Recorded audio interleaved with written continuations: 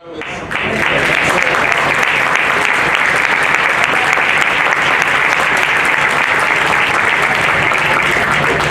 gusto y nuestro agradecimiento a los organizadores, a Marina Calvó, por entrar y conversar sobre un tema que efectivamente es un tema muy actual, que está vinculado a los procesos electorales y que nosotros venimos de publicar un libro que no sé si por acá va a andar, que es el libro que es El infierno electoral, la experiencia del Estado de México. Pero hay varios apartados en este libro donde se habla de el comportamiento de las autoridades electorales. Y el comportamiento de las autoridades electorales hoy como nunca es un comportamiento cuestionado.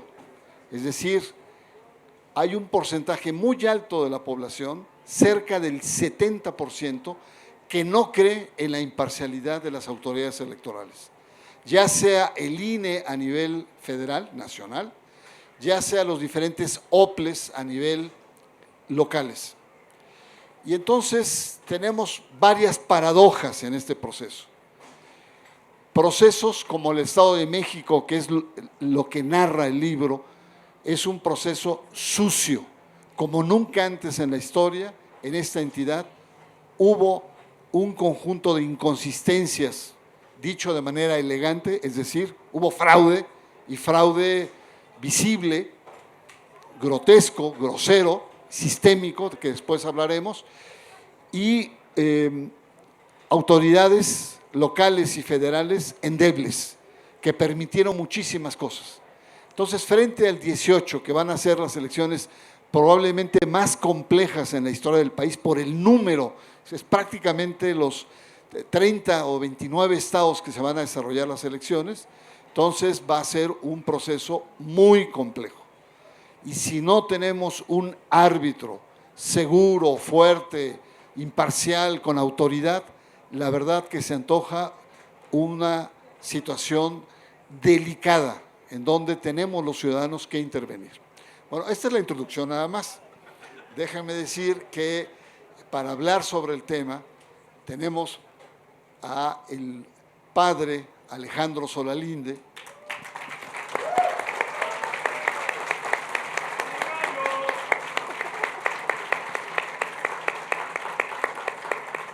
un luchador incansable de derechos humanos, de los migrantes, una persona que ha expuesto su vida por defender la causa de los más débiles, que son los migrantes que están en una situación de absoluta orfandad y absoluta vulnerabilidad.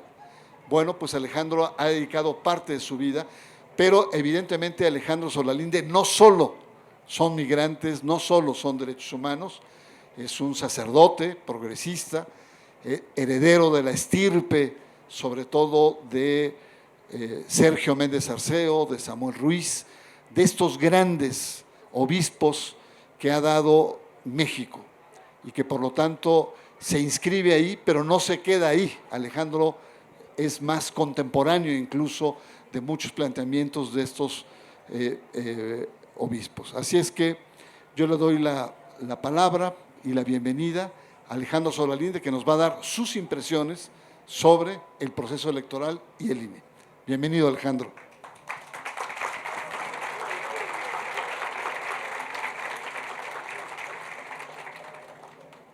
Creo que el tema que aborda Bernardo Barranco es un tema de mucha actualidad. Cuando yo digo de mucha actualidad, me refiero que como tomar la foto de la película, porque no se detiene la película. Es un mutante. Nuestra historia actual es un mutante que no se detiene. Y estamos tomando la foto de algo que, como dice Bernardo, es algo muy complejo.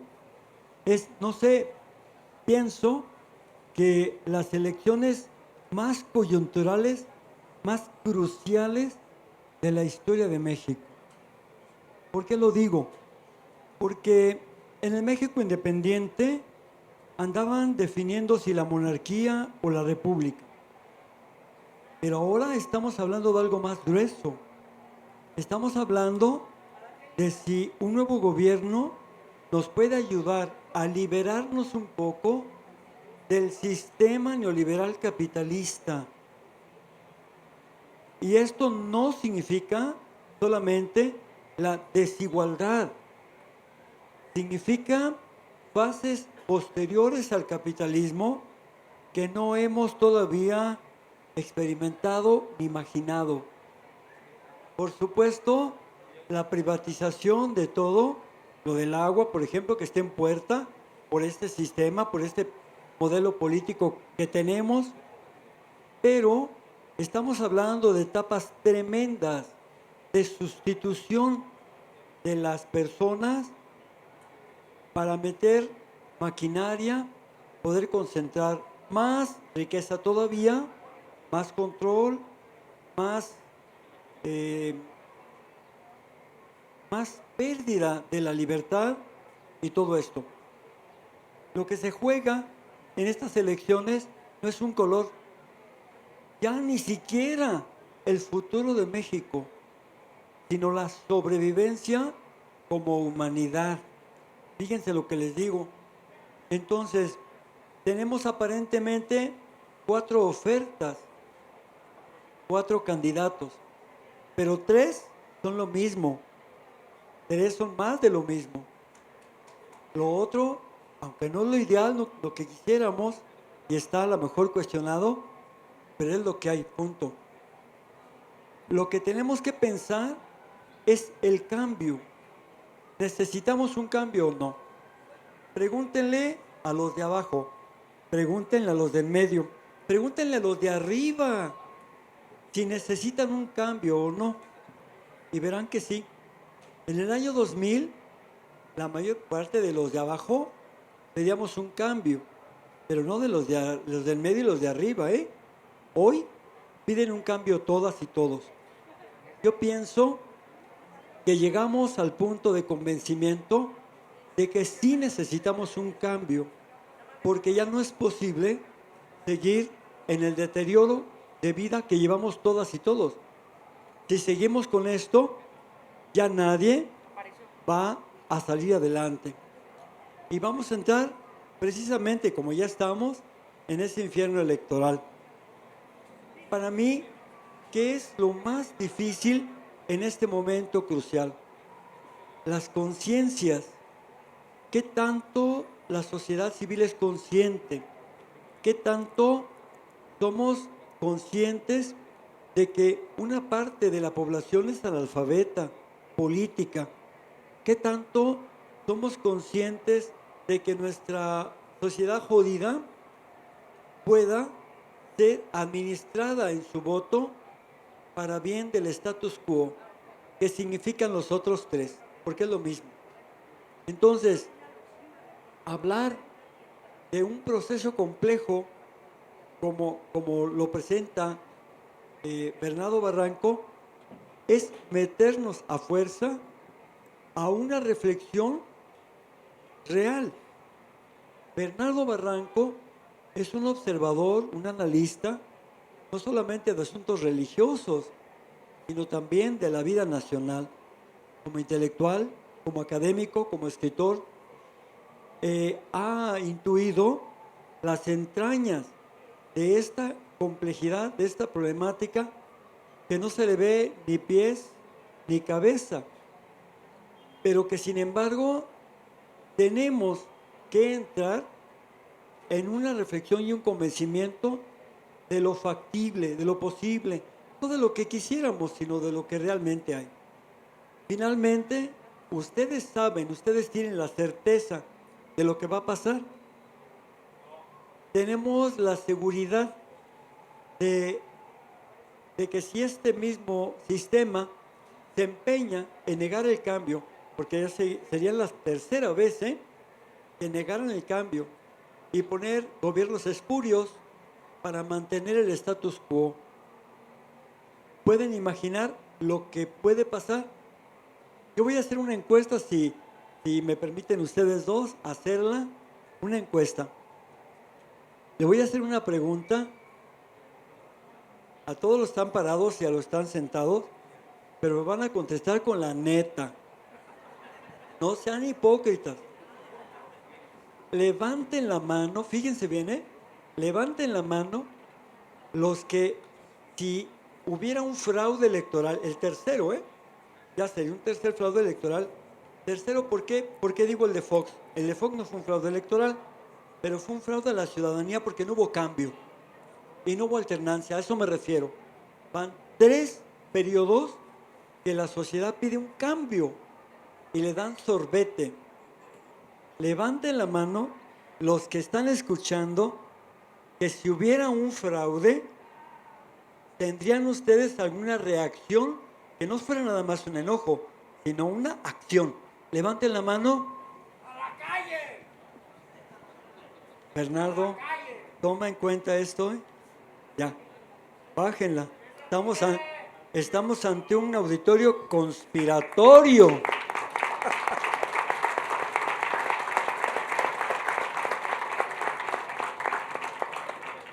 Bueno, esto es alentador. Esto es alentador. La diferencia entre nuestras sociedades de 2006 y la 2018 está en que han crecido la conciencia.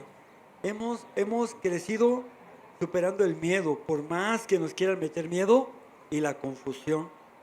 Aguas, porque nos van a querer confundir más y hacer más calientito este infierno. ¿Cómo?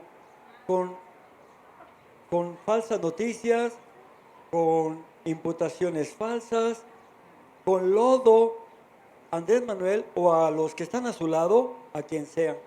Lo siento, yo no soy de Morena, y no voy a ser nunca de ningún partido, pero sí soy del cambio, sí soy ciudadano, soy agente del cambio, no tengo sangre de atole y estoy dispuesto a unirme con los que de veras garanticen el cambio, pero con un sentido crítico, analítico y nunca incondicional, porque nosotros necesitamos ubicarnos. ¿De qué lado estoy yo?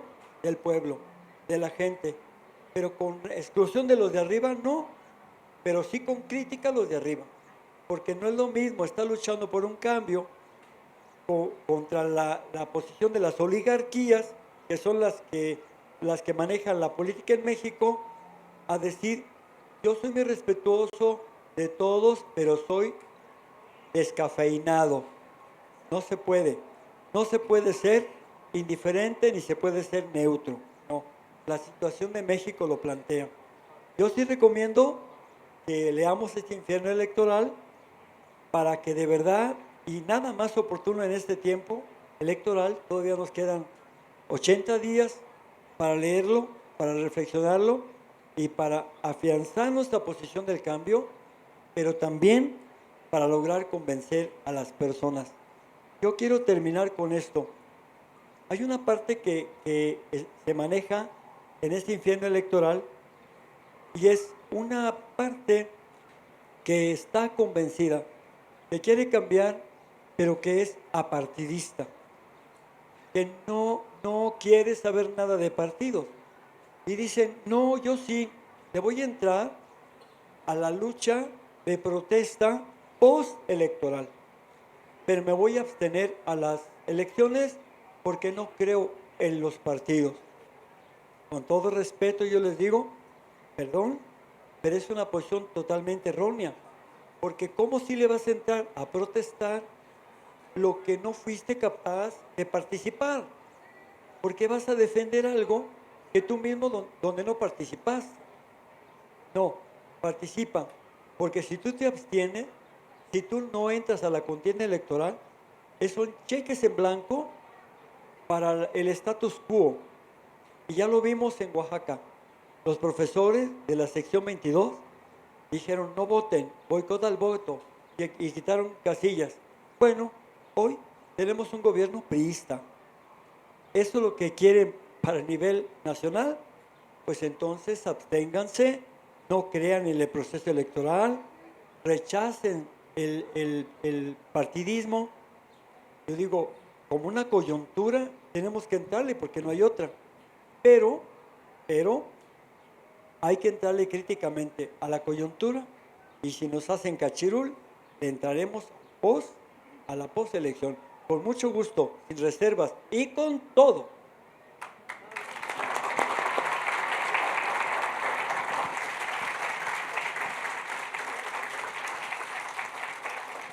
Muchas gracias, padre Solalinde. Es importante resaltar que efectivamente hay un sector de la población que fluctúa entre los 18 y 45 años, es gente joven y que representa cerca del 65% del padrón electoral. Ya no ve la televisión, como muchos de nosotros crecimos, ya no está tan influenciado ni por el Canal de las Estrellas, ni por TV Azteca, es gente que usa las redes, que tiene otra manera de acercarse a la realidad a través del Internet. Sin embargo, es un sector que no vota, que es muy antisistémico, desprecia el lenguaje, la actitud, los intereses de la clase política y se hace al margen y no vota. Si lográramos que ese sector vote, la elección puede ser una elección masivamente de voluntad popular. Y en ese sentido, yo veo aquí jóvenes también, pero veo unos no tan jóvenes, entonces tenemos que hablar con nuestros hijos, tenemos que hablar con nuestros nietos, tenemos que hablar con los sobrinos, animarlos a que participen electoralmente. Y hablando de jóvenes, quiero presentar a Karina Vaquera. Karina, mira, ya tienes acá un fan acá. Karina Vaquera, ella es maestra en Derecho, tiene una carrera universitaria muy importante, da clases en la FES Acatlán y desde hace muchos años tiene experiencia electoral. No es ninguna advenediza o ninguna persona improvisada. Estuvo trabajando para el IEM, estuvo trabajando también como consejera distrital y ahora es consejera electoral en el Estado de México, consejera general electoral del Estado de México, del INE. Una mujer muy valiente, porque ha sido muy crítica a las estructuras internas del Instituto Electoral. Es coautora de un ensayo en donde denuncia de manera muy clara los diferentes filtros y los diferentes amaños para poder incorporar a los consejeros a la estructura electoral. Así es que yo les pido un aplauso muy fuerte a la maestra Karina Vaquera. Buenas tardes a todos. Gracias, Bernardo. La verdad es que me siento muy complacida de estar con todos ustedes, que están muy atentos a lo que se ha estado comentando en este panel, sobre todo por la compañía de quienes están aquí con nosotros, ¿no? Que son personas que son líderes de opinión, que han sido sumamente críticos con diferentes situaciones en las que nos hemos visto inmersos como sociedad y que efectivamente mi participación en el libro se centra en hacer una denuncia respecto de la manera en la que somos o son designados los consejeros electorales. Todos nosotros, y yo parto de una premisa, es que si estamos hablando de que tenemos un gobierno democrático y que somos ciudadanos y que somos nosotros quienes a través del voto decidimos y quienes conformamos justamente las instituciones, pues tendría que ser una realidad eso y no tendríamos que partir de cuotas partidistas. Este tipo de denuncia, este tipo de acciones, por supuesto que no gustan a los partidos políticos y no gustan porque efectivamente son ellos quienes a través de reuniones secretas, deciden quiénes son los que habrán de ocupar esos cargos que constitucionalmente hablando están ligados o están hechos para ciudadanos, para todos nosotros. Es más, si nosotros observamos los mensajes que el instituto nos está dando a partir de la capacitación o que conformemos las mesas directivas de casilla, porque el ciudadano es el que cuenta, el ciudadano es el que está ese día recibiendo la votación, pues efectivamente seríamos nosotros quienes tendríamos que estar formando esos órganos electorales, ¿no creen ustedes? Completamente. ¿Y qué es lo que sucede? Que la convocatoria es clara y dice, está dirigida a los ciudadanos y todos ustedes se dirigen al instituto, presentan su solicitud pasan una serie de exámenes que están ahí justamente documentados y dicen, bueno, pues si es para ciudadanos, por supuesto que tengo la capacidad y habilidad de poder hacerlo. ¿Y qué creen? Que llega un momento en el proceso en el que te dicen no y en el que descubres justamente la trampa. Esto parte de una reforma electoral en la que yo creo que los ciudadanos hoy más que nunca tenemos que estar informados de cuáles son los procesos, de cuál es el derecho que tenemos de conformar esas instituciones. Hay cosas que no se dicen. Se dice, tú ciudadano eres el que va a participar, es el que va a contar los votos, participa, di que sí al capacitador que se presenta a tu casa. Y nos dicen realmente cuánto cuesta la elección, cuánto nos cuesta a todos nosotros, porque obviamente nosotros lo pagamos, ¿no? Y el hecho de decir o de ser consejera en este momento, que no ha sido nada sencillo, y Bernardo Barranco lo sabe, no ha sido nada sencillo llegar después de una trayectoria electoral de 10 años y que de todas maneras te cerraron la puerta y te dijeron no. No porque eres crítico y no porque afectas los intereses del sistema. Entonces, en ese sentido, creo que lo que yo comento en la universidad, que además es un ámbito abierto, pero que también quiero comentarles que, pues por supuesto que también hay presiones para no decir o para no hablar, lo que tenemos que hacer es informarnos, lo que tenemos que hacer es dialogar, lo que tenemos que hacer es ser partícipes, ¿no? De la manera que quieran, como participantes en las mesas directivas de casilla, con su familia, con sus amigos, como observadores electorales. Esta parte es sumamente importante. En este momento mi posición podría ser un poco más acotada porque formo parte de la institución. Sin embargo, eso no me impidió ni estoy de acuerdo en no mencionar y no denunciar lo que está mal hecho. Así como tenemos que decir lo que está bien hecho, es válido que digamos lo que está mal hecho y que se nos tome en cuenta. Quiero comentarles a todos ustedes también que en esta parte de ser consejera y formar parte ahora de la institución, pues por supuesto que me he visto en una situación de presión por quienes detentan ciertos cargos en el propio instituto que coartan la posibilidad de que realmente lleguemos a la ciudadanía, de que realmente platiquemos con otros consejeros ciudadanos como ustedes que han logrado formar parte de estas células o de estos distritos en donde comienza a generarse toda la organización de la elección y en donde que por supuesto algunos intereses se entrometen en esa situación. Entonces, creo que es este tipo de eventos lo que el libro refleja, no solamente lo que yo denuncio, sino lo que los demás ex consejeros mencionan. Es vital que pueda comentarse y es vital que pueda reproducirse y que estemos conscientes de lo que implica. Lo que ya nos comentaba, ¿no? Está en juego algo que es un proyecto para todos nosotros de vida. En ese sentido, no sé si pueda comentar algo más o cuál va a ser la dinámica. Bueno, mi primera intervención pues prácticamente es comentarles pues mi participación en el libro, ¿no? El tener esta idea de poder comentarlo, que se reproduzca y que todos nosotros nos organicemos de diferentes formas, ¿no?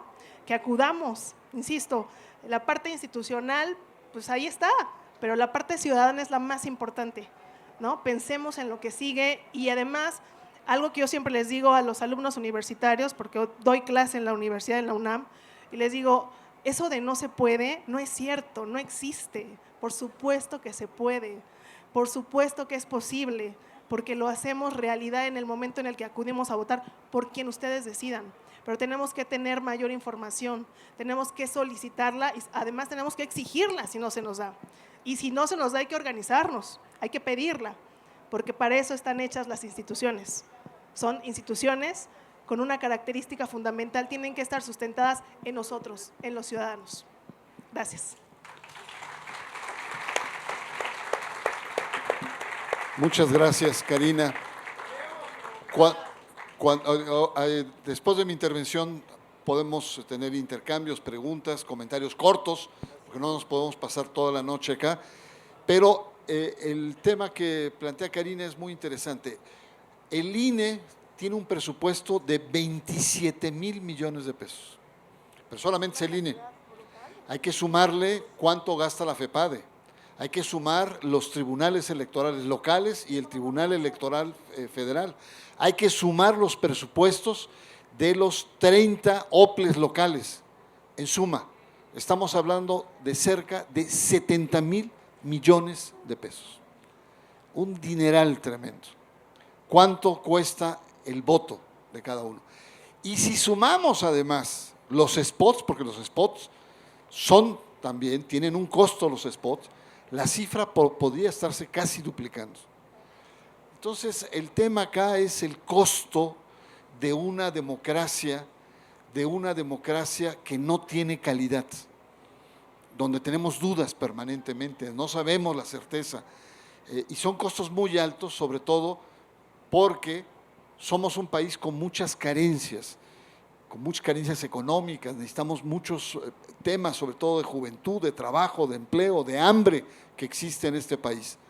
Y tenemos un presupuesto electoral de los más altos del mundo, mucho más que en Suiza, mucho más que en Finlandia, que son países de gran tradición democrática. Entonces, lo dejo este punto así nomás, como entre muchos otros. Yo quiero centrar mi intervención en 3 puntos básicos.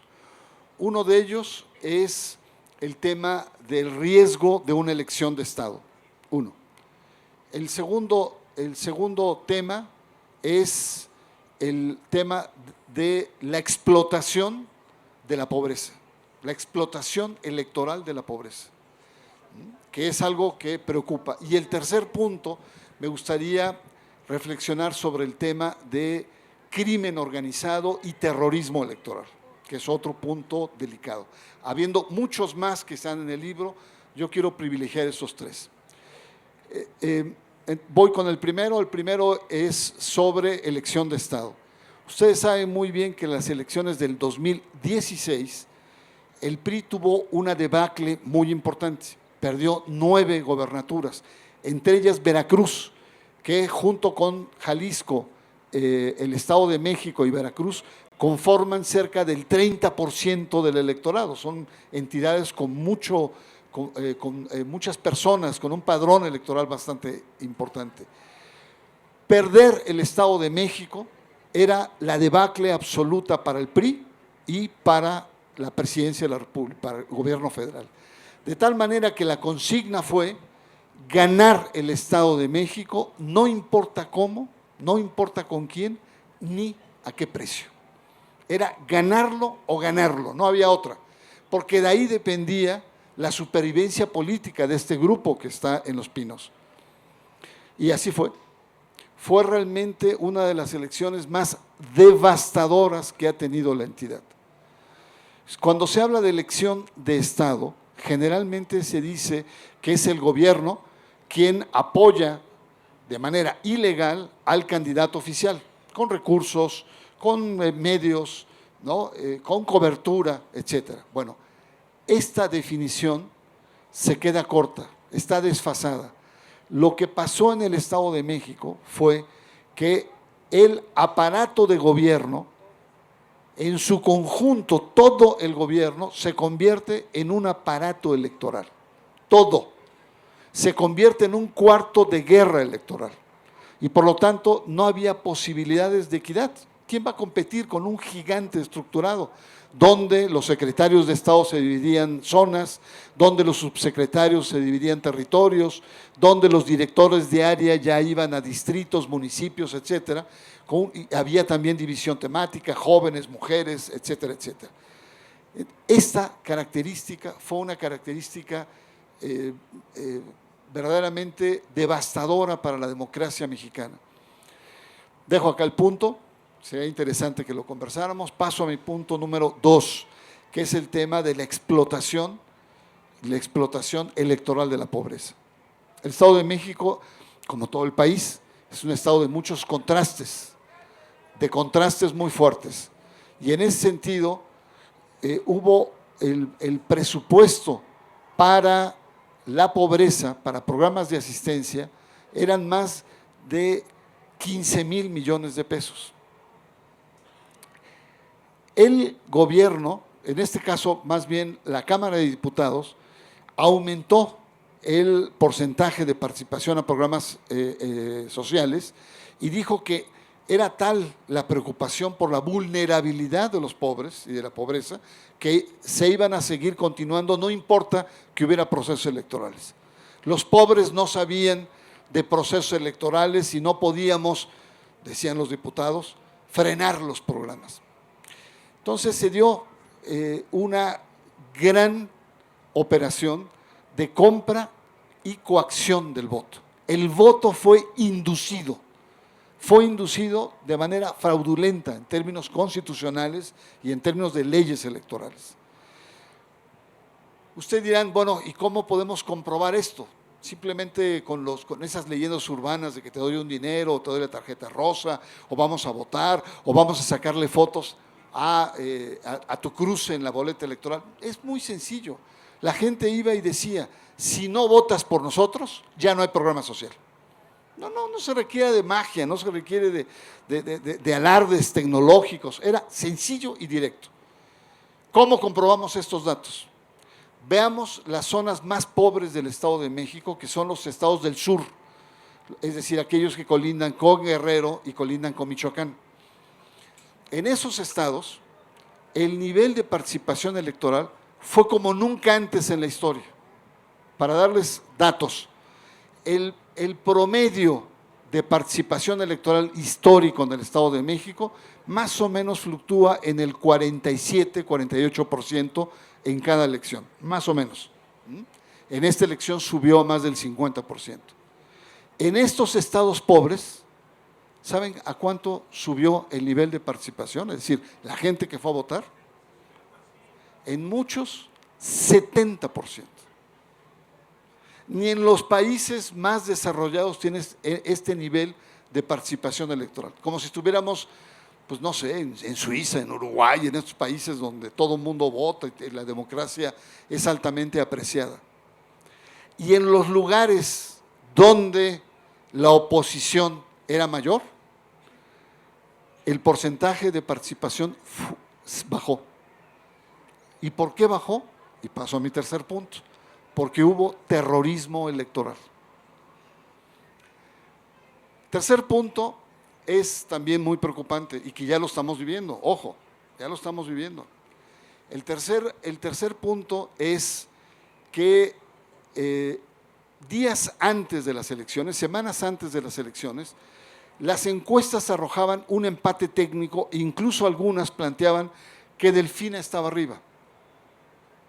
Había habido previamente una campaña sucia contra, sobre todo, las dos candidatas, sobre todo con Delfina, que le decían que se había hecho un superbono cuando dejó de ser presidenta municipal y por ahí le estuvieron pegando, a Josefina Vázquez Mota, candidata del PAN a la gobernatura, a ella se le imputa un dinero que Peña le dio para migrantes en Estados Unidos y se le acusaba a su familia de haber lavado dinero, de lavado de dinero. Josefina Vázquez Mota inicia el proceso electoral muy arriba de todos los contendientes y termina en un lamentable cuarto lugar. Bueno, días antes entonces, donde las encuestas estaban muy parejas, empieza a haber movimientos extraños y un conjunto de acciones muy preocupantes. Levantones a militantes de Morena, falsos citatorios de la FEPADE, llamadas telefónicas nocturnas, y muchos otros elementos como esos. En las casillas que ya estaban establecidas, había grandes carteles, pósters inmensos, donde decía qué hacer en caso de balacera. Imagínense nada más. ¿Qué significaba esto? O sea, paso número 1, si hay una balacera, échese al piso. Paso número 2, si va usted con un infante, cúbralo con su cuerpo. Paso número 3, no entre en pánico. Y así se iba siguiendo con 10 pasos. Por supuesto que eran intimidatorios esos carteles. Otras, el tema de en mítines pasaban helicópteros y lanzaban propaganda turbia, media narca, que ensuciaba el evento. Pero lo más terrible fue las cabezas de cochino, las cabezas de cerdo que se dejaron en las casillas electorales. Todas estas acciones forman parte de acciones del crimen organizado. Son fórmulas del crimen organizado. Y a eso le llamamos terrorismo electoral. Recapitulo, mientras en las zonas pobres donde hubo programas sociales, en esas zonas porcentaje se elevó al 70%. En las zonas donde la oposición era más fuerte, donde las encuestas decían que había más nivel de oposición, que eran Naucalpan, Ecatepec, Tlanepantla, etcétera, en diferentes lugares, el porcentaje de votación no llegó al 43%. O sea, se bajó de la media. La gente no salió a votar de manera masiva y por lo tanto se fue equilibrando y fue el resultado que tenemos. ¿Cuáles son las lecciones? Con esto quiero concluir. Primera lección es que no se vale jurídicamente ni políticamente abusar de la pobreza. No se vale manipular la necesidad de los pobres. No es un problema político, no es un problema jurídico solamente, es un problema ético. Se está faltando, y ojo, no solamente es el PRI que lo hace, también los otros partidos tienen estas mañas de abusar de la pobreza. Y ahí tenemos que hacer algo como sociedad. El segundo tema es que ya estamos viviendo el infierno electoral. Vean cuántos candidatos no han asesinado. Van más de 35 candidatos que han sido asesinados en este año. Y si nos vamos para atrás, todavía la cifra puede llegar a 70. Vean lo que está pasando en el estado de Guerrero. En el estado de Guerrero van 10 aspirantes a alcalde, así, donde está más débil el tejido político electoral, se están enseñando. ¿Qué significa? Que el narco está votando a su manera, que es matando, eliminando, suprimiendo, porque quiere puestos de poder, quiere alcaldes a modo, quiere jefes de policías que permitan el posicionamiento y el fortalecimiento de las diferentes organizaciones del crimen organizado. Esto ya está pasando, no es ciencia ficción, no estoy advirtiendo algo que podría venir, ya está pasando. Por lo tanto, entonces, creo que el infierno electoral, evidentemente México no es el Estado de México, diría yo en mi otro ámbito, gracias a Dios, no es la misma tesitura, pero ojo, hay elementos que nos permiten, porque el mismo grupo que hizo la elección del Estado de México es la que conduce el proceso federal. Y ahí va a depender de todos nosotros, de que sepamos, de que entremos a votar, de que tengamos organizaciones de observación electoral, que tengamos una actitud crítica, que exijamos a las autoridades electorales que cumplan con su tarea, que es la tarea de un árbitro, y el árbitro tiene que ser imparcial. El árbitro no es imparcial. Por lo tanto, creo que en estas elecciones tan importantes, tan complejas, la cancha no está solamente en los políticos. La cancha también está de nosotros, los ciudadanos. Muchas gracias.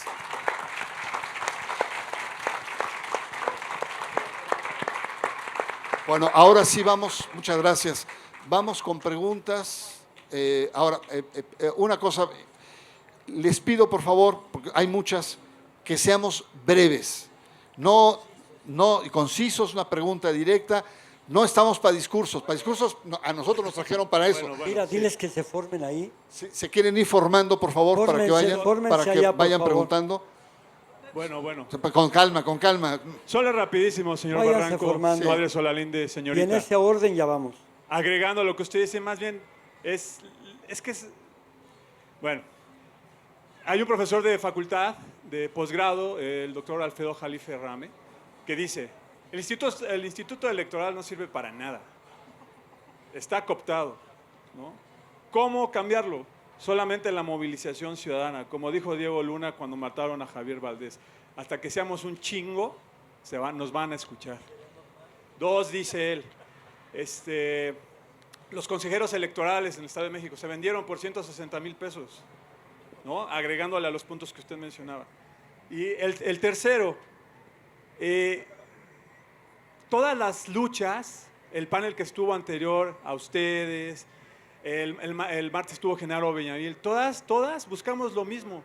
Entonces, más bien es esa reflexión, unirnos e ir en un punto en concreto. Como se lo dije a tras bambalinas, padre Solalinde, el gran pedo de todo es esto, es este gran invento humano por lo que se mata a la gente, es el dinero, ¿no?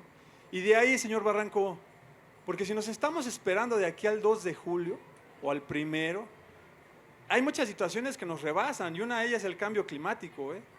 Eso no nos va a esperar y nos va a tocar a todos por igual. Es lo único que nos va a tratar a todos por igual. Y sé que aquí hay mucha buena voluntad, sé que hay mucha buena disposición, pero ¿qué falta hacer para movilizarnos? Esa es más bien la reflexión. Vamos a hacerlo ya. Vamos a hacerlo ya. Gracias. Muy bien, gracias.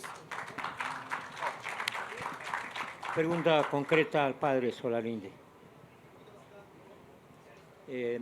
Su valoración con respecto al encuentro que tuvo un dignatario de la Iglesia en Guerrero con un alto representante del crimen organizado, donde supuestamente se comprometió a no interferir en el proceso electoral y a no atentar contra los candidatos presidenciales. Gracias.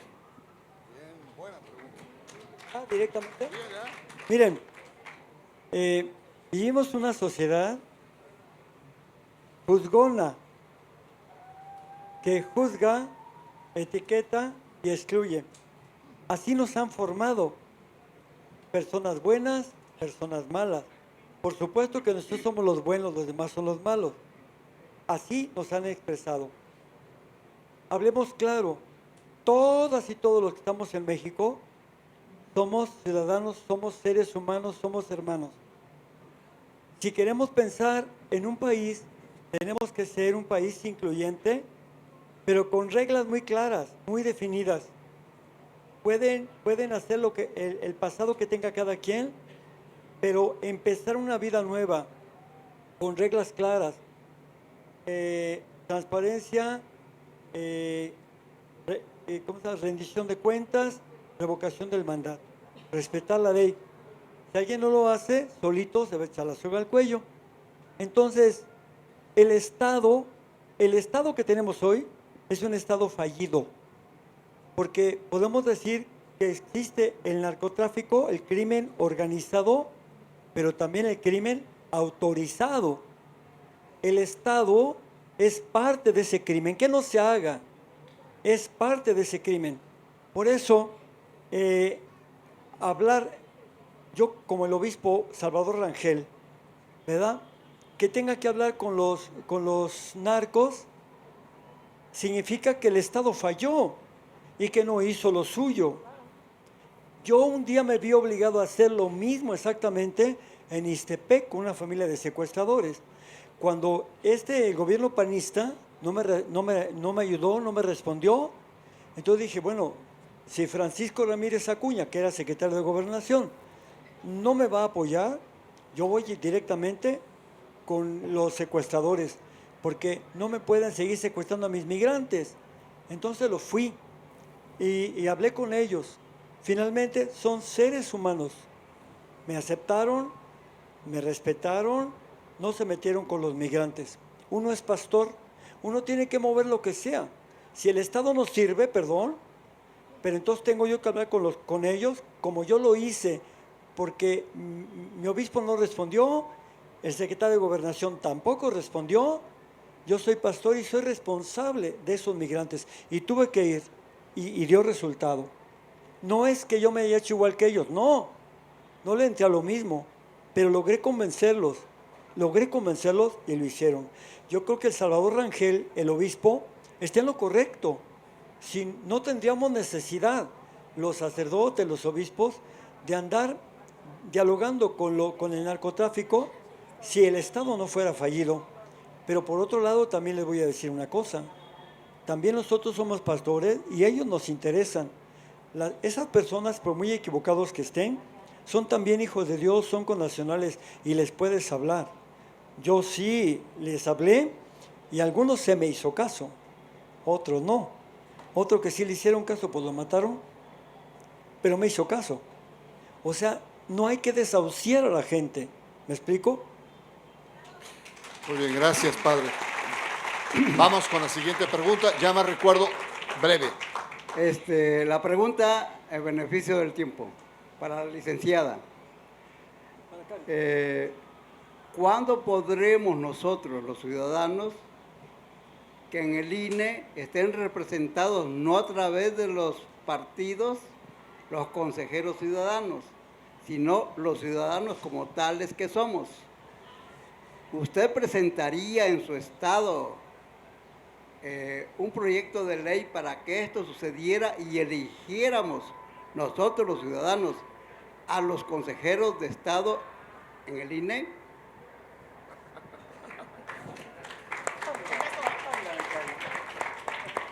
Breve, voy a tratar de ser breve. La estructura que tenemos de el INE, antes IFE, se creó, ustedes recordarán, muchos de ustedes, se generó a partir de una elección donde hubo fraude y se generó una nueva forma de institución en la cual estamos incluidos los ciudadanos para hacer un contrapeso justamente a la institución. Esto se ha venido desdibujando a partir de años anteriores, pero está en nosotros mismos poder generar esta reciudadanización porque está contemplada. ¿Cómo? Existen 300 distritos electorales en todo el país. En cada distrito electoral existe un consejo distrital. En cada entidad federativa existe un consejo local.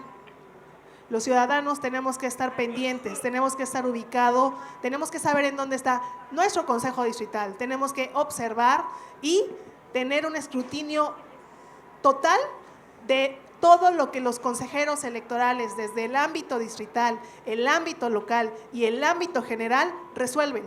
Esto que decía Bernardo Barranco respecto del terrorismo electoral, respecto de la cantidad que en el Estado de México, por ejemplo, se determinó como tope de gastos de campaña, fue algo muy comentado por la sociedad, porque por supuesto que vemos la miseria, la pobreza en la que vive una gran parte de la población en el Estado de México. Y ningún consejero electoral dijo nada, nada, ninguno. Ni siquiera hicieron una reflexión respecto al uso del dinero en la política y en las elecciones. Eso es grave, pero somos corresponsables. El INE no funciona, pero no funciona no solamente por el INE, Nosotros tenemos que acercarnos y tenemos que observar y tenemos que vigilar y tenemos que exigir que esos consejeros actúen en consecuencia a lo que nosotros necesitamos. Si las sesiones de todos los consejos distritales son públicas, si estuvieran llenas, repletas de ciudadanos como todos nosotros, la presión de observar lo que están decidiendo sería tal que podríamos generar una incidencia distinta. Yo sí lo creo. Así que los invito a que ubiquemos cada distrito electoral, no solamente presentarnos el día que se está haciendo el cómputo distrital. Desde este momento se están generando situaciones importantes que están decidiendo esos consejeros a nivel distrital y a nivel local. Y les voy a decir una cosa muy importante en el Estado de México y en todas las entidades. Existe gente dentro del propio sistema, en el caso del Estado de México es muy concreto, que se resiste a este tipo de apertura a la ciudadanía, que se resiste justamente a que exista un diálogo y a que la ciudadanía observe y exija el cumplimiento de la norma, transparencia. No les gusta y solamente lo vamos a erradicar estando presentes todos. En cada consejo distrital, en cada sesión debe haber ciudadanos que estén observando lo que ellos que están sentados ahí como consejeros, en mi caso en el Estado de México, estamos decidiendo. Esa presión y ese escrutinio público es fundamental y va a ser vital en esta elección. Muchas gracias. Antes de la siguiente pregunta, nada más un pequeño dato. La estructura electoral en realidad es ciudadana. Es decir, los capacitadores, la gente que va a estar en casillas, ¿saben cuántos son? Es más de 1 millón de ciudadanos que vamos a estar presentes en el proceso electoral. El problema no es esta presencia ciudadana, sino es la calidad de la presencia ciudadana.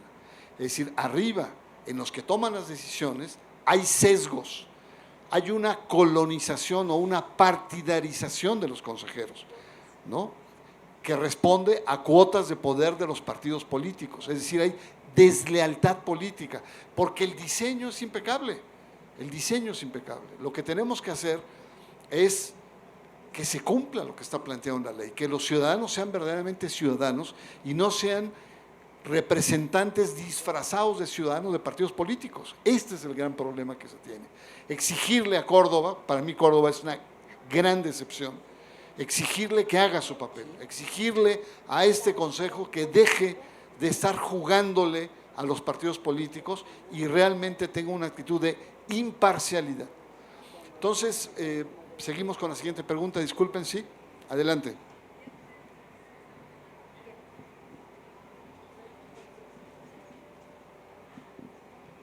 Pues recientemente en el escándalo de Facebook, recientemente en el escándalo de Facebook con British Analytica, ¿cuál es el pronóstico que se puede influir en las elecciones próximas? Ese sí no lo puedo contestar yo. Parece ser que el padre no está en Facebook. No sé, estoy, pero no, está muy complejo eso.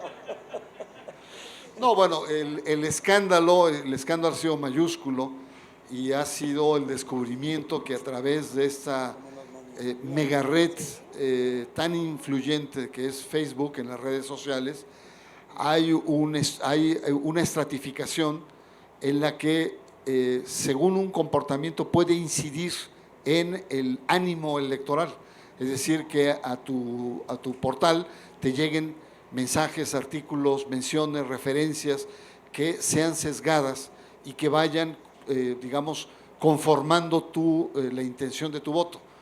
Entonces, esto es lo que se planteó y sobre todo a través de esta empresa, que es una empresa que se especializó a través de hackeos, de poder canalizar. Ahora, el problema es que Lorenzo Córdoba acaba de firmar un convenio con Facebook.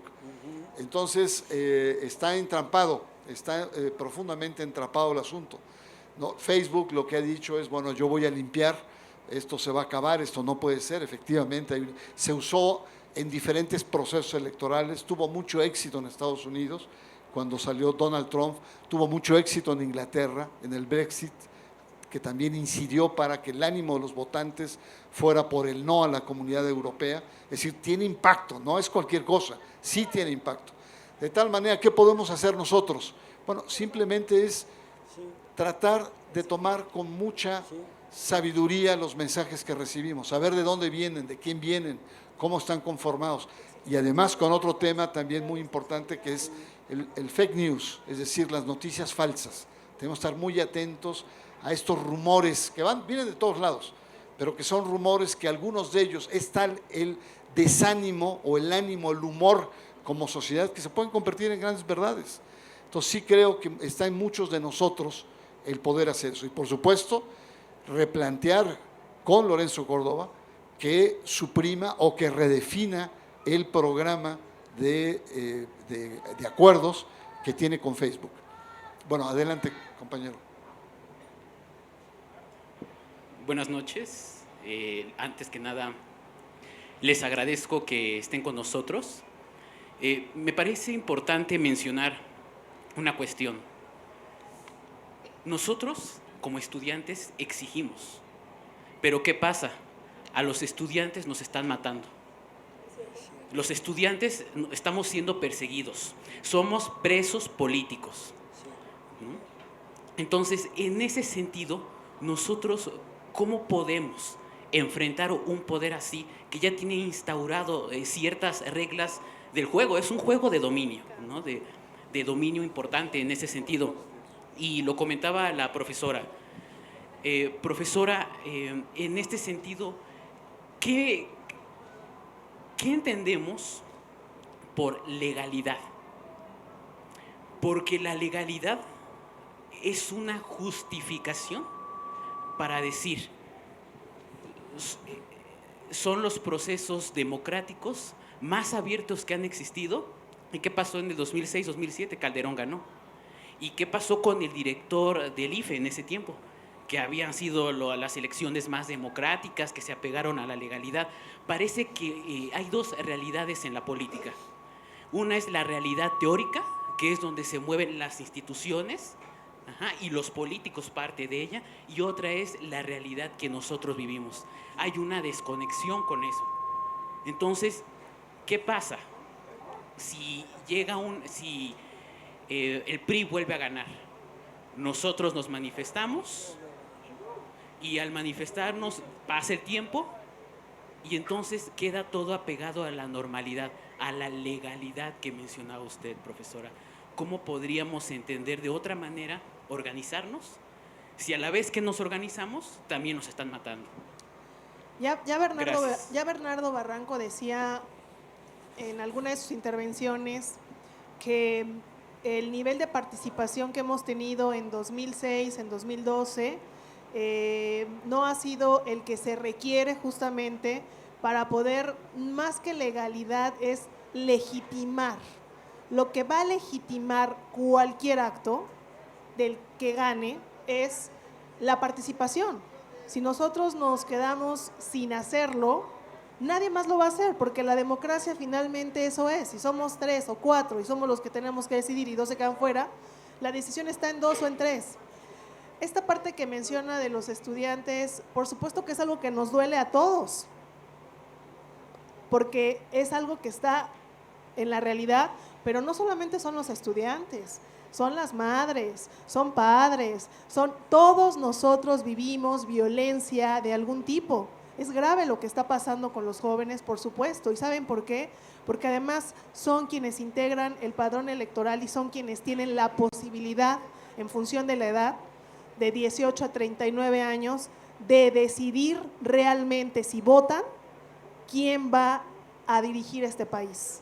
Y somos todos los demás, como parte de esta sociedad, quienes nos encontramos fuera de ese rango, quienes tenemos que solidarizarnos, acompañarnos en la información y en la protección de todos estos jóvenes, que son vital justamente para esta elección. Entonces, más que la legalidad, es la legitimidad que se le va a dar a algo que hay una regla en la cual tenemos que acudir a votar. Miren, cada casilla electoral tiene un costo aproximado de 7,000 a 10,000 pesos. Entonces, estamos obligados a participar y estamos obligados a acompañarnos y a solidarizarnos con lo que está pasando con estos jóvenes, porque todos tenemos un joven cerca de nosotros.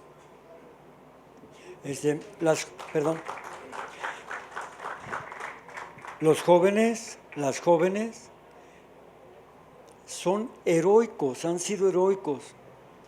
Si alguien ha buscado el cambio, son ellos. Insistentemente lo buscan, se los madrean, los vuelven a buscar, se los vuelven a madrear. Ahí está, 68, 71, Ayotzinapa, pónganle el nombre que quieran, yo soy 132. Los jóvenes son heroicos, son honestos, ellos han querido un cambio. Yo creo que son de todos los sectores de la población los que de verdad son heroicos para el cambio. Mis respetos para ellos y para ellas, mi reconocimiento. De verdad lo que les digo es, usé esa palabra a propósito, porque en México sabemos muy bien lo que significa. Y eso es lo que ha pasado con los jóvenes, los han desaparecido. Si alguien está sufriendo en este momento violencia, desapariciones, secuestros, de todo, han sido los jóvenes. Y ahí los tienen buscando el cambio, buscando el cambio. Hay una parte, fíjate, hay una parte de los jóvenes que sí se han dado cuenta de esto y que buscan el cambio, pero hay otra que está desanimada. Hay otra parte de las jóvenes y los jóvenes que dicen, no, ya para qué buscar el cambio, los partidos son un asco, todos son iguales, ya no con la partidocracia, y entonces ellos están en un gran riesgo de no darse cuenta de que si ellos desisten, que si ellos se desaniman, van a favorecer con su abstención a la misma situación que quieren cambiar. Por eso admiro mucho, y créanmelo, yo quiero muchísimo a las jóvenes, a los jóvenes, y tengo mucha confianza en que en estas elecciones nos van a dar una sorpresa como lo han dado todas las anteriores. Miren, los jóvenes han sido los primeros que cuando hay terremotos, cuando hay cualquier cosa, ahí están presentes. Y yo lo digo por mi albergue. Yo hubo un momento en que me quedé solo, de verdad, porque nadie quería estar ayudando a los migrantes, porque estaban los zetas, y estaban los no zetas, y zetitas, y zetones, ¿verdad? Claro, y sin embargo, ¿saben qué? Yo me quedé solo por 3 grupos que me acompañaban, me quedé solo y dije, ¿y ahora qué voy a hacer? Ya nadie quiere venir aquí por miedo. Pues claro, nos estaba yendo de la patada. Pero un tiempecito y empezaron a llegar jóvenes, fíjate, hijo, llegaron jóvenes de todo el mundo, hasta de China. Yo digo, ellos saben lo claro que saben, pero ellos desafían ese riesgo, y mexicanos también. Y fíjense, de 15 universidades de Estados Unidos, de los blancos, pero no supremacistas, de los blancos solidarios que son lindísimos, lindísimas, llegaron al albergue. Y siguen llegando 15 universidades, puros jóvenes. Por eso digo, creo, nuestra esperanza no puede estar en otro sector más que en los jóvenes. Y yo digo, también en las mujeres. Adelante. Nada más que le den un micrófono, por favor. Ahí está. Muchas felicidades a la mesa y un placer verlo, padre, aquí. Mi completa admiración a usted. Y bueno, creo que esto ya para mí suena como la crónica ya anunciada. Siento que el juego ya está bastante amañado. No obstante, pues asistiré a votar y pues lo que debemos hacer es intentar cerrarle las puertas, evitar que en la mayor medida el robo, ¿no? Pero creo que también hay un factor que se nos está olvidando, que no menciona en la mesa, y creo que es la participación del gobierno estadounidense. Creo que Donald Trump va a tener una intervención que también debemos de considerar. Dada esta situación, porque creo que no tienen la respuesta quizás ustedes y probablemente nadie la tenga, pero unámonos a la lluvia de ideas. ¿Cómo podemos evitar este fraude?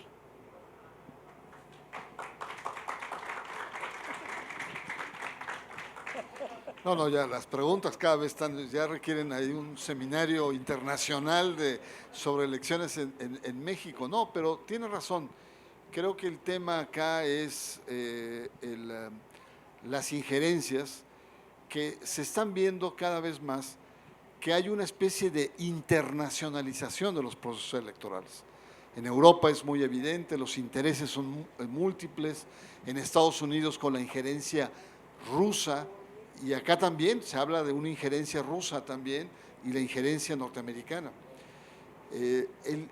La cuestión es profundamente delicada y no hay una respuesta unánime. Yo lo que creo en la línea que decía el padre Solalinde es que hoy por hoy, a mayor nivel de participación electoral, menor capacidad de manipulación y de fraude va a haber. Si es una participación masiva que rebase el 65% de participación, podemos decir que podemos estar un poco más tranquilos, porque por más maniobra que hagan, esto no puede ser absoluto frente a la voluntad ciudadana. Y yo creo, también me gustaría expresarlo, los jóvenes son fundamentales, jóvenes como tú, el sentido que nosotros los adultos los criticamos de apáticos, de que están todos siempre metidos en sus celulares, de que no les interesa la política, de que no son conscientes, etcétera. Pero los hechos nos han demostrado que ustedes, los jóvenes, tienen una gran capacidad de organización. No solamente es, bueno, 68 es muy lejano, estamos a 50 años, 71 también, a mí me tocó siendo muy jovencito en la prepa, pero recientemente, ¿quién iba a esperar el movimiento 132? 132 salió de la nada y además no salió de universidades populares, salió de las élites incluso, ¿no? Es decir, lo cual significa que los jóvenes, la juventud, no importa su condición, está sensible. Yo solamente quiero subrayar, el evento que acabamos de sufrir en septiembre, en los terremotos, ¿quiénes fueron los que sacaron la cara? No fuimos los adultos. Fueron los jóvenes y que se organizaron a través de redes, se iban diciendo quién necesitaba agua, cómo llegar acá, cómo llegar allá. Es decir, son pruebas. Si los jóvenes en esta ciudad se movilizaron, hicieron un trabajo de extraordinaria solidaridad humana, con mucha sensibilidad, creo, comparto este optimismo de que pueden participar electoralmente. Es decir, es gente que es la hora de ellos, que pueden tener un nivel de incidencia grande e importante. Pero, bueno, eso lo vamos a ver el 1 de julio. Siguiente, por favor. Antes yo quiero compartir un pensamiento. Miren, quitémonos la idea que teníamos antes sobre Estados Unidos. El Estados Unidos de hoy no es el que había con Barack Obama. Es un país muy polarizado. Quiero decirles que así como hay supremacistas blancos, hay mujeres y hombres, pero muchos jóvenes blancos que están totalmente en contra de Trump y que están a favor de los migrantes, en favor de nosotros. Hay muchas personas. Es más, hay personas en este momento que se están deslindando de Donald Trump y están disculpándose por esta tontería coyuntural pasajera de la actuación tan burda de esta persona enferma, porque es un enfermo, hay que entenderlo, ¿verdad? Que llegó a Estados Unidos con las trampas de Facebook, precisamente algo así. Entonces, no creamos que todo Estados Unidos va a ser en contra, no. Pero aunque fuera todavía Estados Unidos sólido como estaba antes de Trump, nosotros, nosotras, si nos unimos, si estamos de verdad conscientes, nada pueden hacer para intervenir por nuestras propias decisiones. Ya es hora que tengamos unas decisiones de nosotras y nosotros, porque nunca ha habido una estructura de participación, la verdad, pero ahora la podemos crear. Gracias, padre. Adelante. Bueno, buenas noches. Bueno, en realidad quiero hacer dos preguntas. Una, ¿cómo perciben la participación de la ciudadanía a comparación del movimiento del 88? Esa es una pregunta. Y la otra, se dice del Estado de México que es un laboratorio electoral antes de la elección presidencial. Ya el profesor ya dio su vista de cómo vio el Estado de México. Yo soy de Nezahualcóyotl, soy un poco, me informo un poquito, por decirlo así. Creo que yo voy a votar por ya sabes quién, ¿no? Ese es mi voto, ¿no? Por ya sabes quién. Pero hay un problema en el Estado de México. Hay un problema en el Estado de México. Cuando yo llego al Estado de México y veo ya sabes quién, que se jala a todos los dinosaurios, por llamarlos de una forma, del PRD, está Higinio Martínez, está Rosendo Marín, está Emilio Ulloa, que fue presidente de la Comisión de Cultura y nunca hizo un evento cultural como estos, nunca apoyó. Entonces digo, como ciudadano voy a votar por sabes quién, pero no me da la confianza la gente que está a su lado, ¿no? Entonces, empieza ahí el problema de la apatía, de los que decimos, voy a tener a un diputado otra vez en una comisión, voy a tener a un cacique del municipio de Texcoco que no ha dejado pasar a nadie, y entonces te preguntas, ¿qué son los partidos políticos? Esa es la idea. A partir de la elección de su primo de Peña Nieto, de Alfredo del Mazo, decíamos, nadie daba por que iba a dar batalla a Cepeda, y al final la propaganda, yo digo pagada por el mismo Estado, lo hizo subir a un tercer lugar, ¿no? Pero también creo que ahí hubo un poco de soberbia de la otra parte, porque había que conciliar, porque si cualquier coalición ahí, ya sea de Cepeda con Delfina o con el PAN, se pudo haber hecho un cambio, ¿no? En el Estado de México al menos, que creo que las coaliciones no sirven para mi punto de vista, ¿no? Pero creo que, bueno, ahí era el experimento. ¿Y por qué no salimos a protestar? Porque nosotros íbamos a las casas de campaña de Morena, de Delfina, a ver qué se iba a hacer para este fraude, porque fue documentado en todo el estado. En Nezahualcóyotl era espectacular ver, en cada esquina veías un espectacular de Cepeda y decías, uy, este cuate es famosísimo aquí, ¿no? Pero cuando ves los votos, no fue una votación arrasante, había una gente participativa en el cambio de partidos, del sistema partidario, que apoyaba a Morena, pero tampoco hubo parte de la dirigencia de Morena en el Estado el decir, pues vamos a ver qué podemos hacer con los ciudadanos, a manifestarnos y a organizarnos, ¿no? Porque esto va a ser este era como que el experimento para esta elección que viene. Gracias. Muy bien. ¿Sí? Mira, tú estás tocando un punto muy importante que un sector de la población puede estar pensando, decir, a ver, Andrés Manuel es honesto, no tiene cola que le pisen, porque si no, imagínense si no se lo hubieran ya sacado. Entonces él tiene muchas cualidades y sí, es el único que puede asegurar el cambio. Pero todos los demás, quién sabe. Yo diría, hay asegúnes, porque hay personas advenedizas, es cierto, pero también hay personas muy conscientes, preparadas, que aman a México, que no se van a dejar amedrentar y no se van a dejar vencer. Es cierto, pero supongamos que eso no fuera tan fuerte. Aquí hay que entender que no es Andrés Manuel solo, ni solo Morena, somos nosotros. Aquí no hay de que quieran o no quieran. Andrés Manuel no puede ser un mandatario presidencialista y le vamos a entrar con la sociedad civil porque él es nuestro mandadero.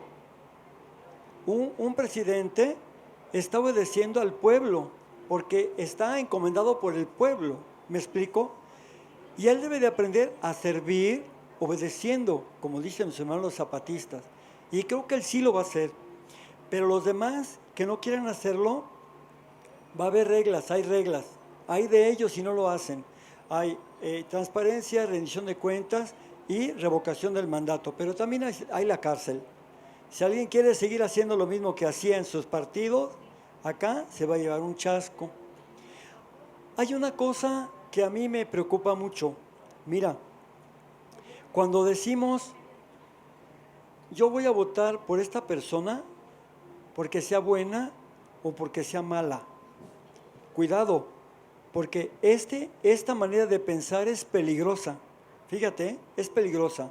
Así que yo voy a escoger un candidato de la ultraderecha, voy a escoger un candidato del PRI, de los partidos que quieras, que son del status quo. Pero supongamos que hubiera una persona buena. Yo me voy a ir con él porque es una persona buena. ¿Sí? ¿Y el sistema? ¿Y la oligarquía? ¿Y los intereses que representa él? ¿Qué? ¿Ya me entiendes? No, yo tengo que ir con quien asegure el cambio. Andrés Manuel es una persona honesta, ¿de acuerdo? Y es para mí, el único que sí puede asegurar el cambio. Pero eso no significa que no tenga gente que a lo mejor va a actuar de otra manera. Y yo te digo, ¿qué pasaría? A ver, aquí hay varias personas que a lo mejor sí votarían por el cambio a través de Andrés Manuel. Pero ¿qué harían si unos días antes hubiera un hallazgo, ¿verdad?, de puntos flacos, puntos débiles, que le dijeran que Andrés Manuel era Z o X o Z? Se caería la buena impresión, ¡ay, qué desilusión! Todos son iguales, ya no hay nada. Eso es lo que quisieran, y espérense, porque todavía las bombas de lodo no han empezado. Espérense, porque van a empezar contra Beatriz, su esposa, van a empezar contra él, le van a sacar cosas a sus hijos. Ese no es el punto. Eso lo van a hacer. El punto es que, ¿queremos el cambio, sí o no? Entonces, si queremos el cambio, ¿verdad?, así las personas pueden ser X o Z, vamos por el cambio, porque es el único que puede hacer el cambio. Y dos, esta persona ni Morena ni Andrés Manuel van solos. Ahí estamos, por primera vez en esa cantidad, la sociedad civil. Ahorita Cari dijo la ciudadanización. Pues ¿cuál? Nunca ha habido una ciudadanización. Nunca. Nunca ha habido una estructura que el gobierno se digne informar a todos los sectores nacionales, y tampoco ha habido una estructura de participación ciudadana, mucho menos una participación o estructura decisiva, decisoria. Les vale nuestras decisiones. ¿Qué han hecho los legisladores? ¿Acaso están conectados a los representados? Los representantes oficiales, representantes populares, ¿nos pelan? ¿Nos preguntan? ¿Nos consultan? Nada. Ellos van allá arriba y les dan línea y ¿saben por quién deciden? Por los intereses de la oligarquía, no por la gente jodida de abajo. Eso no es cierto. Entonces, tengamos cuidado y vámonos así. Primero que nada, lo importante es el cambio. Lo número uno es sacar a esa caterva de sinvergüenzas de los pinos. Y después a los que están en el amaciato también. Porque finalmente ellos, el PRI y su amante, no es más que buscan lo mismo. La oligarquía, los intereses capitalistas neoliberales. Eso es. Entonces, si queremos un cambio, que le digan pues que Andrés Manuel es tal por cual, bueno, mucho gusto, pero con no hay más cera que la que arde, y como dicen en mi rancho, con estos bueyes hay que arar.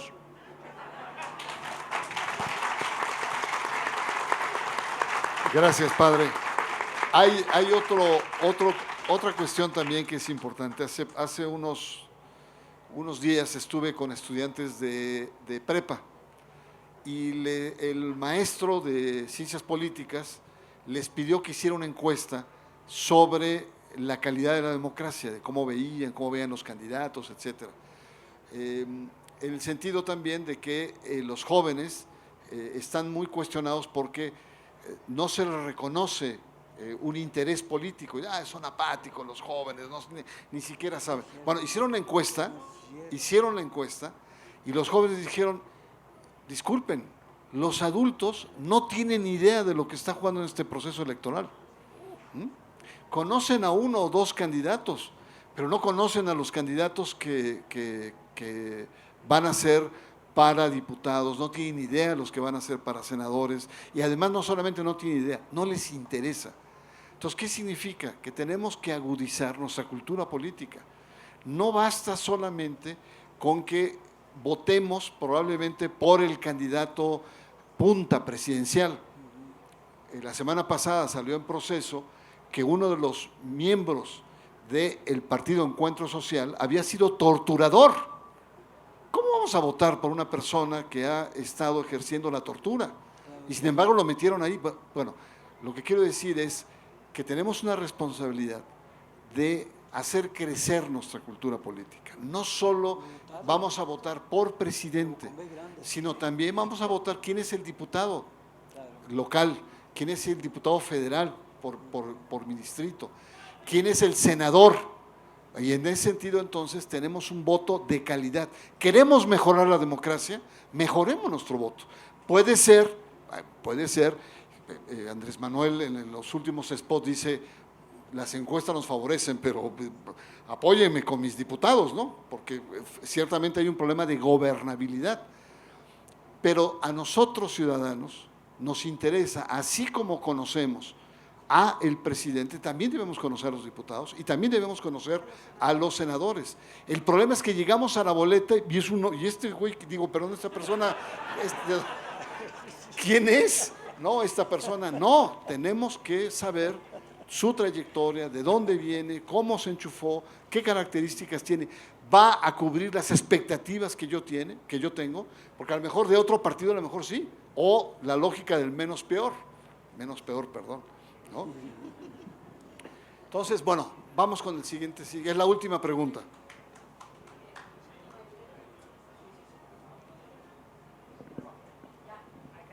Bueno, buenas noches, muchas gracias porque estén aquí. Me gusta mucho Sacro y Profano, procuro no perdérmelo los lunes, la labor académica y la labor con los migrantes. Y pues la pregunta de ley, ¿no? No podría quedarse, yo creo. ¿Cuál es su pronóstico si existe alguna participación en las próximas elecciones de la Iglesia, principalmente la católica? Porque bueno, aquí en la ciudad tenemos una amplia gama o una visión muy local, ¿no? Pero en provincia yo creo que es una situación totalmente distinta, muy radical y pues no podemos negar que es una influencia enorme y pues bueno, desgraciadamente pues también pesa, ¿no? Gracias. Muy bien, muchas gracias. No sé qué les parezca, pero vamos cerrando. Vamos cerrando y si quieren también comentar esto de pronóstico de la participación católica, pero ya sería como una intervención de cierre. Padre. Bueno, aquí en la Ciudad de México no solamente hay mochilangos, también hay personas críticas, personas que relacionan la fe con la política, la fe con la economía, la fe con la cultura. Yo pienso que la Iglesia Católica en este momento tiene una gran oportunidad histórica. Tenemos a un nuevo arzobispo, Carlos Aguiar Retes, y este nuevo arzobispo parece que tiene una nueva disposición. Creo que está en sintonía con el Papa Francisco. La Iglesia toda en México tiene la oportunidad histórica, como ella tiene una estructura para llegar a todos los rincones, ranchitos, laderas, pueblitos, barrios, de todo México, donde quiera hay un catequista, una misionera, un sacerdote, pueden convencer a la gente, en primer lugar, que participen. Segundo, que no tengan miedo. Y tercero, que no vendan su voto. Si esto lo hace y participa la gente, se verá reflejada nuestra fe católica en un cambio pacífico.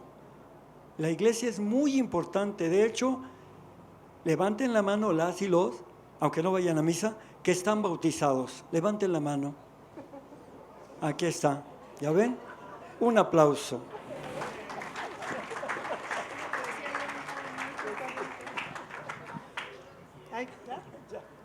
Breve. Voy a retomar un poco la última pregunta y voy a cerrar yo con esa parte de participación que me parece vital. Efectivamente, yo sí creo que debemos reciudadanizar los órganos, toda la parte política, y si no hacerla ciudadana, ¿no? ¿Cómo? Tenemos una capacidad muy importante de organizarnos. Tenemos 3 meses en los que seguramente estaremos comentando todo lo que pasa en la elección, y esa capacidad de organización como ciudadanos es vital, pero no solamente en el proceso electoral, porque son momentos en los que todo mundo habla desde que amanece hasta que anochece de política, pero ahí no se termina. Lo que decía el compañero de Nezahualcóyotl es cierto. En el Estado de México, 49 legisladores acaban de ir, los chapulines, ¿no? Porque están buscando ser senadores, presidentes municipales, y ahí dejaron el encargo. ¿Y los que votaron por ellos qué? Pero aquí la pregunta es, y perdón, ¿cuándo les exigimos? ¿Cuándo exigimos una verdadera rendición de cuentas? Por supuesto que al gobierno, al Estado no le interesa que tengamos una mayor cultura política y que exijamos, porque además sí tenemos canales y vías para poder hacerlo, sí existen medios para poder hacer presión y pedir información, pero sobre todo no dejarlo solamente en estos 3 meses en los que tenemos que participar, en los que tenemos que sumar, en los que tenemos que comentar y exigir un nivel de debate distinto, exigir que los candidatos realicen actos de campaña no de acarreados, no de tortas, sino realmente de propuestas en donde se pueda debatir, en donde podamos ser escuchados los ciudadanos y digamos, esto lo vas a hacer, ¿cómo? ¿Para qué? Pero sobre todo después, la rendición de cuentas efectiva, real, no solamente a los candidatos, a todos los que integran las instituciones, incluidas las electorales. Gracias. Muy bien, pues para cerrar, yo lo que le diría es que no existe un voto católico como tal, como podría ser, como tampoco existe un voto musulmán. No significa que en tanto católico se vote. Votas siendo católico como ciudadano. Entonces, las opciones, incluso al interior de la iglesia está atravesada por las diferentes corrientes políticas, ¿no? Hay obispos priistas, hay obispos panistas y hay padres… Perdón. Bueno, ya se me adelantó el padre, pero bueno.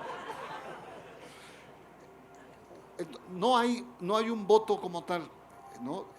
Lo que sí es que hay una cierta inducción, ¿no? Cuando hablan de, sobre todo, la agenda moral de la Iglesia, es decir, hay que votar por aquellos candidatos que no estén en favor del aborto, no hay que votar por aquellos que estén a favor de los homosexuales. Son, digamos, inducciones, pero no necesariamente se traducen a la hora de que el católico cruce las boletas. Eso felizmente. Ahora, eso quisiera la Iglesia, eso quisiera la jerarquía. Ahora, ese es el voto católico, pero el voto, diría, el voto evangélico neopentecostal, probablemente ahí sí haya una capacidad más corporativa en el voto. Son comunidades muy pequeñas, el pastor tiene mucha incidencia en la vida y probablemente ahí sí, pero no tiene el número suficiente por el momento para poder impactar el resultado de una elección. Entonces, en ese sentido, creo que debemos estar alertas, porque efectivamente, si bien el ánimo electoral pasa por la participación o la animación que puedan tener todas las instituciones, incluyendo la Iglesia, pero hay un principio básico en la historia de nuestro país, que es la laicidad. La laicidad, el principio histórico, es una separación de lo político y de lo religioso, ¿no? Y ahí luego el padre Solarín se mete en fronteras cada vez, pero bueno, porque es progresista le perdonamos, pero a Norberto Rivera no se la perdonamos, pero para nada, ¿no? Pero bueno, yo quisiera cerrar más que con una conclusión, más bien el reconocer que hemos tenido aquí en este auditorio gente por la calidad de las preguntas, muy metida en el proceso, que sabe. La verdad que sí, tengo que reconocer que la gente que ha participado, que ustedes tienen un alto nivel de politización y se agradece en verdad su presencia en este foro y en este acto. Los mexicanos tenemos capacidad de resiliencia, hemos salido cosas peores y yo creo que el futuro, como dijo el padre, como ha dicho también la consejera, está sobre todo en la gente joven. Muchas gracias. Muchísimas gracias. Les tenemos por ahí un regalito. A ver, llévale sus libros, ándale. Les tenemos unos libros de regalo de parte de la Brigada para Leer en Libertad. Y quería, antes de leerles qué es lo que va a pasar